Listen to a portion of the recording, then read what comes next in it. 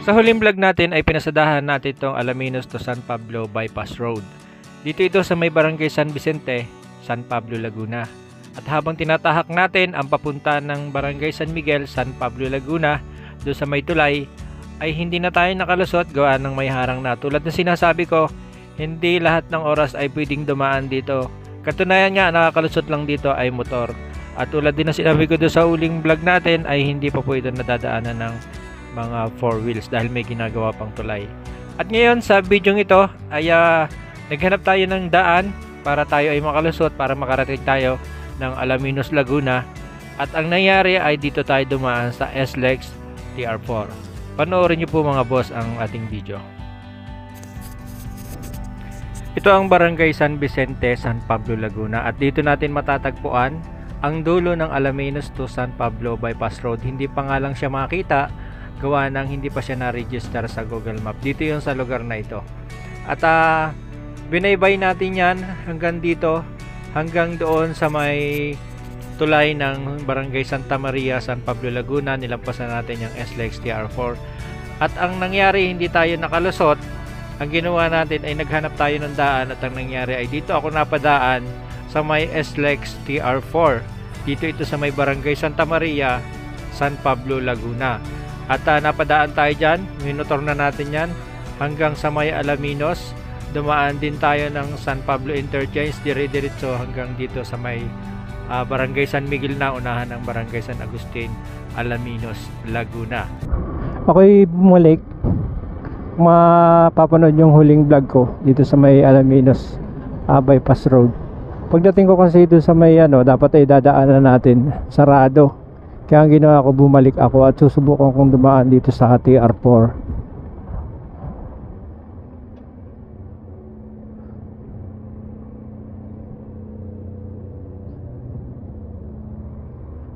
Sir, okay lang lumampas? Sige, salamat. Yun.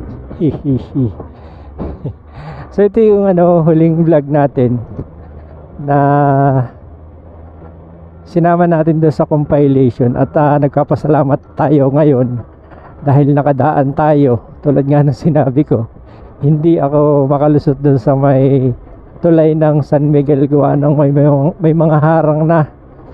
Kaya ang ginawa ko ay bumalik na lang ako. Wala tayong magagawa pagka ganong hinarangan na nila. Siyempre para din naman sa safety natin yun, lalo't merong naggagawa, ay hindi natin sila pwedeng suwayin. So nandito na tayo sa may SLEX TR4 Salidad, at didiretsuhin natin to hanggang doon sa may San Miguel, at hanggang doon sa may San Agustin kung makakalampas tayo. Pero pag hindi, bababa tayo nitong expressway. So didiretsuhin lang natin to. May vlog tayo nito, panoorin nyo po sa ating mga upload.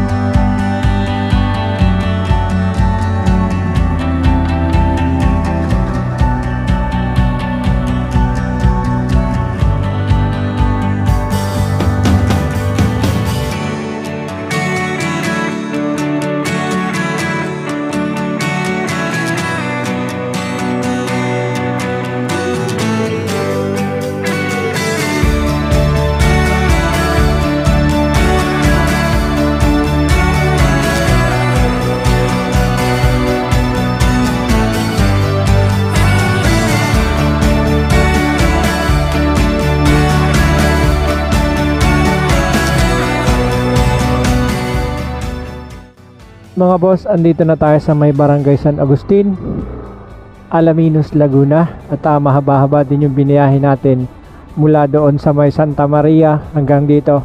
May huling lagtaan nito, panoorin nyo mga boss. At ang isusunod nating i-update ay yung bandarian sa may San Miguel. Kaya dito ko na-endingan ang video ito. Maraming salamat sa inyong panonood. At sana ay nagustuhan nyo. Kung kayo ay bago pa lamang, ay huwag nyo kalimutan mag-subscribe. At pindutin yung bell button dyan sa baba para ma-notify ka pagka kayo ay ako pala pagka mayroong bagong video. Siya mga boss, salamat. Kita-kita tayo sa susunod na video. Andiyan na yung San Miguel sa bandang unahan diyan.